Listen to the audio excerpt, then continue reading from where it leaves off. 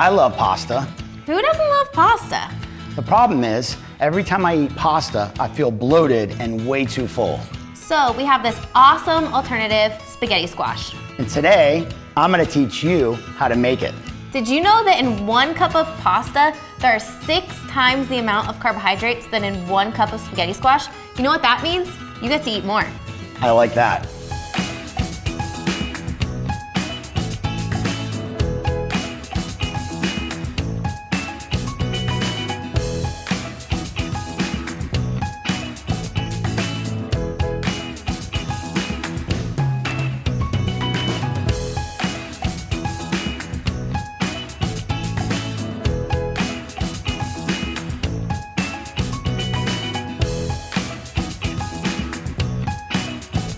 As you can see, spaghetti squash is easy to make and it makes a ton.